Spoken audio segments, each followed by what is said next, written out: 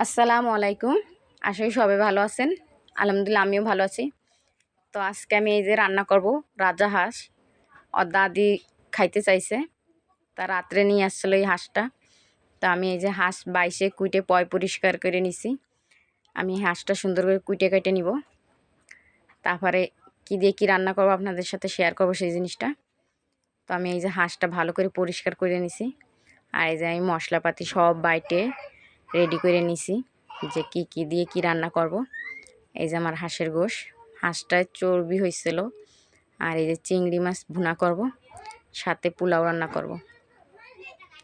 তা আমি রান্নাটা এখন চাপাই দিব। আমার তেল গরম হয়ে গেছে, আমি এই যে তেজপাতা দিয়ে দিছি, পেঁয়াজ দিয়ে দিব। তেজপাতা আর পেঁয়াজটা আগে তেলে দিছি, একটা ঘিরান আলাদা হয়তে। তো সুন্দর করে আগে আমি একটু নাড়াই নিব এটারে। আমি পেঁয়াজ কুচাইনি, একটা পেঁয়াজ 4 ফালা দিয়ে আমি ভাগ করে নিছি আলাদা আলাদা করে। তো আমি ওইভাবেই দিছি, কেন হাঁসের গোশ শক্ত হয় আর পেঁয়াজ এমনি নরম, গলে যাবে। তো আমি এক এক করে সব মশলাতে দিয়ে দিচ্ছি।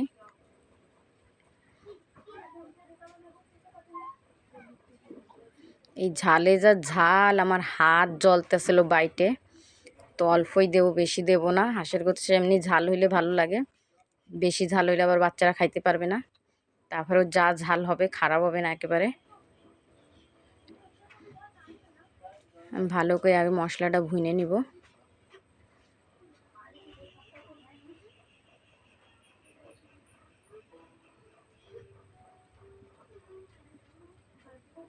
মশলাটা ভালো করে ভুনার পরে আমি এতে হলুদ নুন দিয়ে দিচ্ছি, আগে দিই নাই।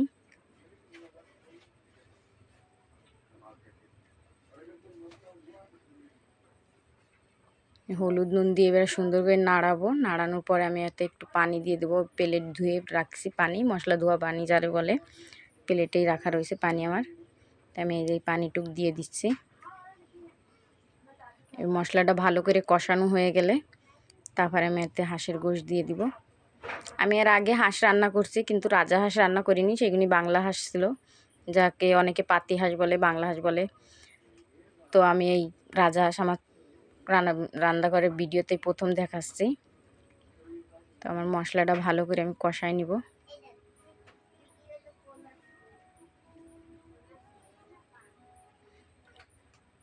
আমার মশলাটা সুন্দর করে কষানো হয়ে আসছে।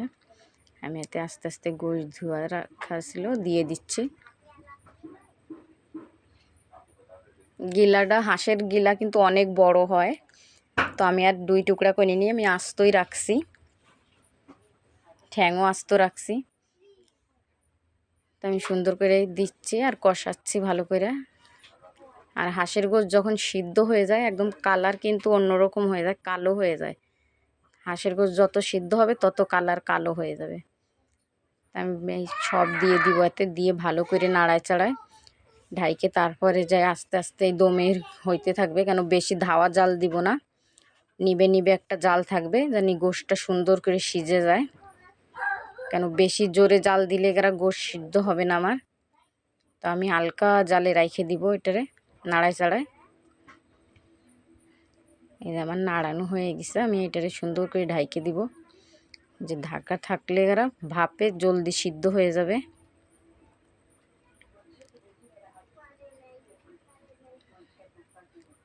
এই যে কষানো হয়ে আসছে প্রায়।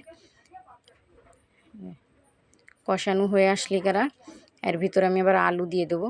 কেন আলু এখন দিই নাই, কেন এখন যদি আমি আলু দিয়ে দিই তা আলুটা একদম গইলে মিশে যাবে। তো আলু আমি পরে দিব। আর এই যে আমার কলিজা রাখা রয়েছে হাঁসের।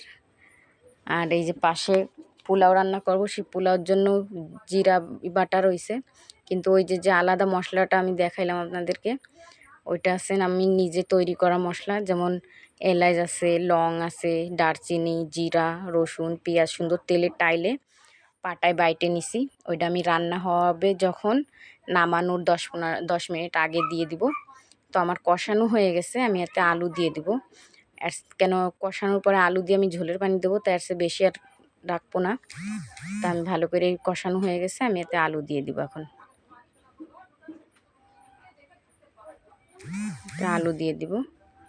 আর পাশাপাশি আমার চিংড়ি মাছ ভুনা হয়ে গেছে,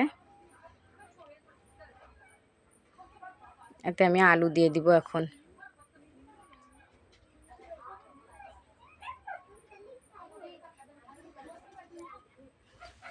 আলু দিয়ে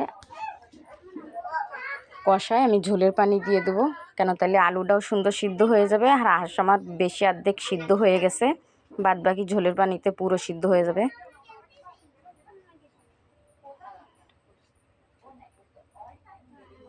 বাস এই যে আমি সুন্দর করে নাড়াচ্ছি, আমার কালার দেখেন কষানোতেই কি সুন্দর কালার দেখা যাচ্ছে। তো আমার ভিডিওগুলি আপনারা যারা দেখেন তারা সবাই দেখবেন, বেশি বেশি করে শেয়ার করবেন, লাইকও করবেন, একটু কমেন্ট করবেন, ভালো ভালো সুন্দর সুন্দর কমেন্ট করে জানাবেন আমারে। আর সাবস্ক্রাইব যারা করেন নাই এখনও, তারা অবশ্যই সাবস্ক্রাইবটাও করবেন সুন্দর করে। তো আমার এই যে রান্নাটা আমি চালু রাখছি এখনও। তো যা পানি দিয়ে দিচ্ছি আমি, ঝোলের পানিটা, এতে ঝোলের পানি দিয়ে আমি ঢাইকে দেব। তারপর যখন আমার হয়ে যাবে আমি তখন বন্ধ করে দেবো চুলাটা। কিন্তু তার আগে একটা মশলা আছে, সেই মশলাটা আমি দেবো, দেওয়ার সময় আপনাদেরকে আমি দেখাবো।